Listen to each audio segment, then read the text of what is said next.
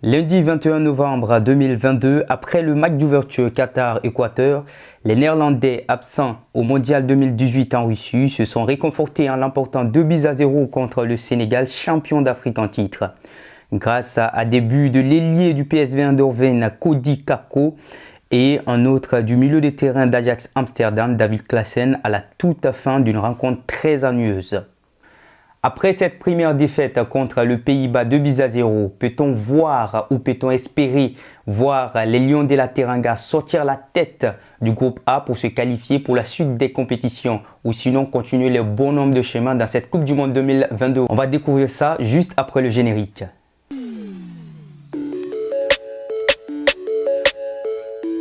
Pour ce qui est de la qualification des Lions de la Teranga pour la suite des compétitions, je dirais oui, je suis optimiste, mais pas totalement. Pourquoi? Parce que tout simplement, le Sénégal n'est pas à sa toute première défaite pour son tout premier rendez-vous au Mondial.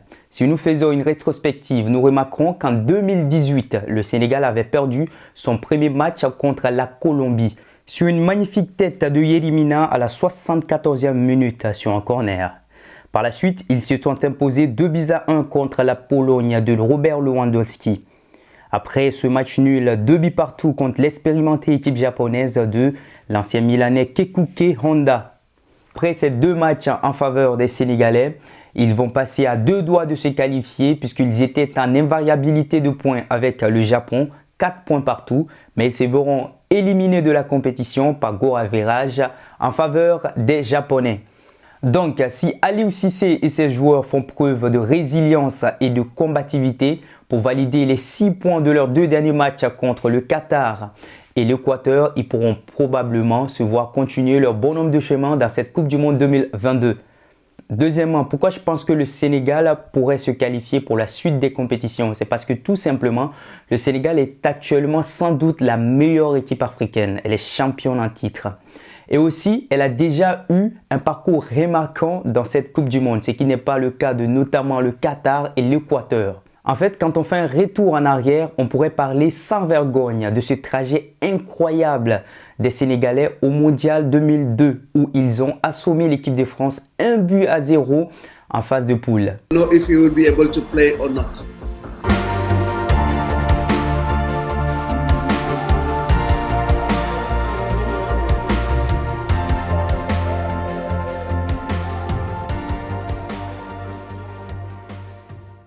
Puis, ils ont arraché le match nul 1 but partout au Danemark malgré le carton rouge de Salif Diao et un autre match nul contre le grand Diogo Forlán 3 buts partout, ce qui leur a valu une place de qualification pour les 8e de finale où ils sortiront péniblement vainqueurs 2-1 contre la Suède de Zlatan Ibrahimovic avant de se faire éliminé à la 90e minute 1-0 par la Turquie sur le but d'or d'Ian Menzies en quart de finale.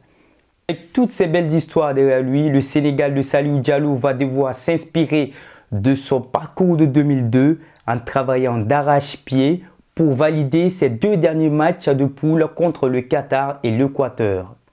Alors, c'est la chose que moi je leur souhaite. Sinon, avec un match nul ou une défaite, leur qualification pour les 8e de finale pourrait être mise en cause. C'est bien beau d'être optimiste et de baragouiner dans le sens positif, mais il faut reconnaître que l'équipe des Lions de la Teranga a pas mal de problèmes dans l'ombre. Et si ces problèmes-là ne sont pas réglés, elle pourrait égratigner ses chances de qualification pour la suite de la compétition. Quels sont ces problèmes-là? D'abord, orphelin de leur star et vedette Sadio Mané, blessé et forfait à quelques jours du mondial. Les Sénégalais pourraient à nouveau se voir privés de ces 2 cadres défensifs, Abdou Diallo et Cheikhou Kouyaté, tous 2 sortis sur blessure contre le Pays-Bas dimanche dernier.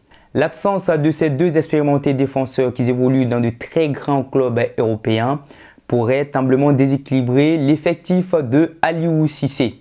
A posteriori, pour qu'une équipe fait long feu dans une compétition, il faut qu'elle ait un mental d'acier collectif. Je n'ai pas dit individuel, collectif.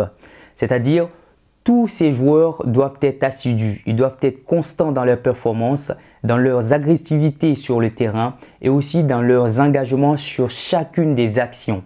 C'est ça qui fait la force d'une équipe. C'est ça qui fait qu'une équipe va très loin dans une compétition jusqu'à soulever la fameuse coupe. Et c'est ce qui a manqué à l'équipe du Sénégal lors de son entrée en matière contre le Pays-Bas le 21 novembre. C'est-à-dire, ils ont commencé le jeu avec une très grande confiance et une incroyable puissance à tel point qu'ils ont plusieurs fois failli trouver le fond des filets.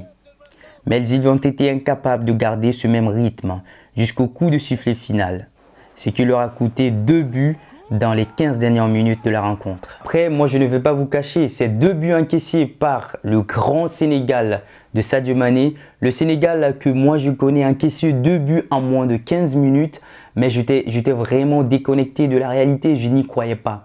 Et souvent ce genre de faille, ce n'est pas seulement le Sénégal qui le commet, majoritairement toutes les équipes africaines dans de grosses compétitions sont victimes de ce genre d'erreurs. Et ce sont des erreurs qui doivent être à éviter. Ce sont des erreurs qui ne doivent pas arriver parce que vous êtes des professionnels.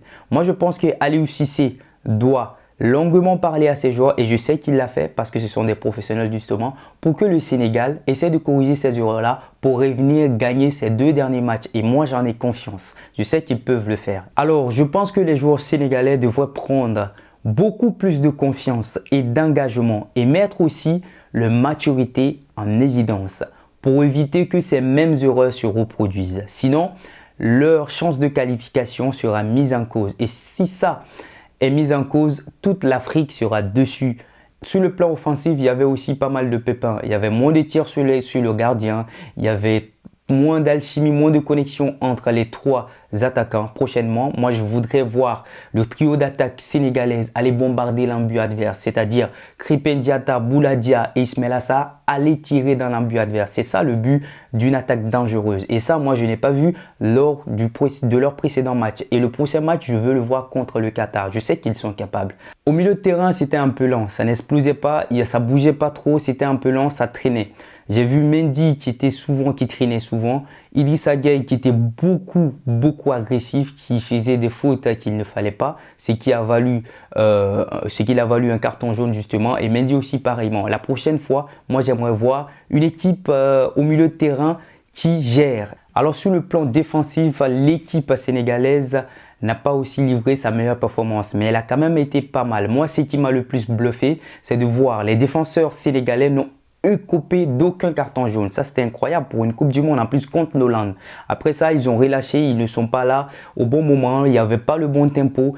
Ils ne repliaient pas assez vite, ce qui a fait que les Pays-Bas ont marqué 2 buts à la toute fin de la rencontre. Sinon, dans l'ensemble, l'équipe sénégalaise, elle est pas mal. Moi, je reste optimiste et je crois en la qualification du Sénégal dans les phases de poule. Je pense qu'ils vont pouvoir valider leurs 3 premiers points contre le Qatar. Ensuite, ils pourront rivaliser contre l'Équateur qui sera une finale pour eux. Le Sénégal de cette année n'est pas une équipe qui est faite pour les phases de poule. Elle doit dépasser ça. Elle doit aller jusqu'en quart de finale. Pourquoi pas en demi? Pourquoi pas en finale? Tout est possible, mais toute l'Afrique soutient le Sénégalais. Bonne chance aux Sénégalais.